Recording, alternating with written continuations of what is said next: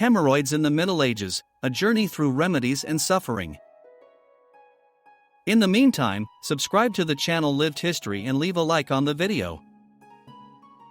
In times when medicine was a mixture of superstition, faith, and questionable procedures, some illnesses were seen as divine punishments. Without anesthesia, antibiotics, and limited knowledge of the human body, treatments could be as painful as the illness itself. Now imagine that you are suffering from unbearable pain and the treatment consists of applying a hot iron or a boiling stone to your skin. In the Middle Ages, illnesses were not just physical problems, but signs of divine displeasure, and hemorrhoids were no exception. This condition, which causes pain, swelling, and bleeding in the anal area, was often interpreted as a punishment for sins. Monks and religious people were particularly prone to this problem, spending long hours sitting in prayer and reading, which favored its development. But the medieval view went beyond mere physical discomfort. This pain was believed to be a manifestation of hellfire, a way of earthly purification for the mistakes made. Lack of medical knowledge and poor hygiene only made the situation worse. Today we know that poor nutrition and excessive exertion are determining factors in the appearance of hemorrhoids. However, in the Middle Ages, the explanation was much more mystical. Some believed it was the result of demonic possession, others that it was an internal fire to be expelled. Even kings and nobles, who spent much of their time sitting at banquets and meetings, suffered from this problem. Charlemagne and Louis XIV are said to have had severe hemorrhoidal crises, leading them to seek increasingly strange and painful treatments. But before we talk about medical methods, we need to know about one of the most curious beliefs of the time, the belief in a miraculous cure through a saint who, ironically, suffered from the same disease. If the disease was a divine punishment, the cure had to come from faith. And who better than a saint for the task? Saint Fiacre, a 6th century Irish monk, became the patron saint of hemorrhoid sufferers. Legend has it that Fiacre wanted to build a monastery in France and was given permission to clear all the land he could clear in a single day. Miraculously, he transformed a vast area of forest into arable land with just his staff, an event considered proof of his sanctity. But what does this have to do with hemorrhoids? According to legend, after his feat, San Fiacre was exhausted and in severe pain. He sat down on a stone and, to everyone's surprise, was healed immediately. The stone of San Fiacre became a sacred relic, and pilgrims from all over Europe traveled to sit on it in hopes of obtaining relief.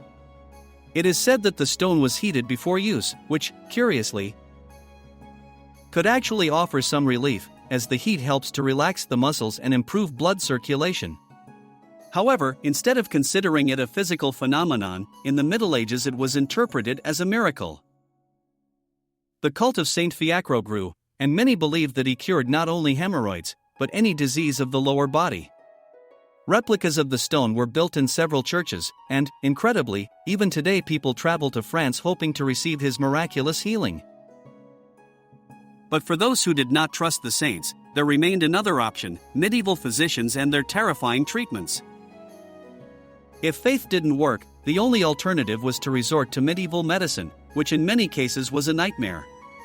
Treatments ranged from bloodletting to the use of laxative herbs to purify the body of bad humors. But none of this was really effective and often made the situation worse. Doctors of the time believed that health depended on the balance of humors: blood, phlegm, yellow bile, and black bile. If someone suffered from hemorrhoids, it meant that they had too much blood in the area. The solution? Perform bloodletting or even cut the veins near the anus to relieve the pressure. All, of course, without anesthesia.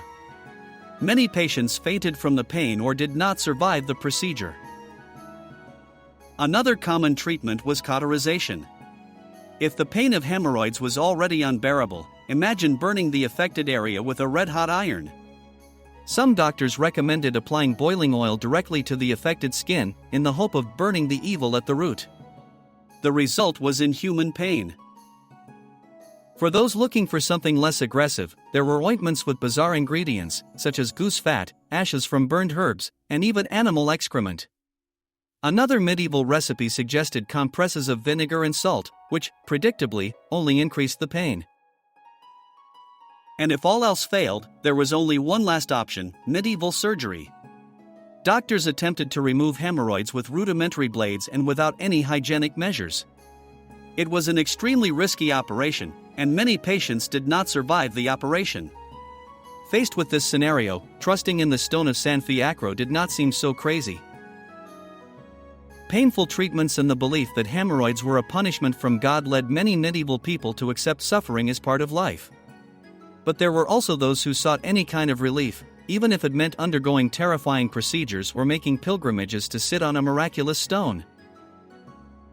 The medical ignorance of the time condemned many people to unnecessary suffering.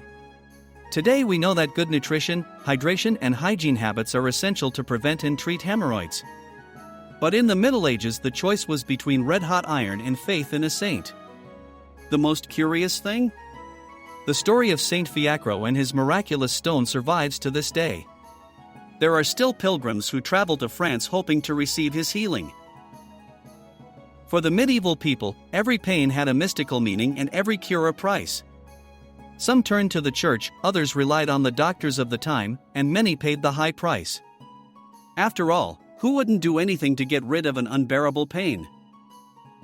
Let me know what you think in the comments of this historical event on how they treated hemorrhoids in the Middle Ages. See you next time.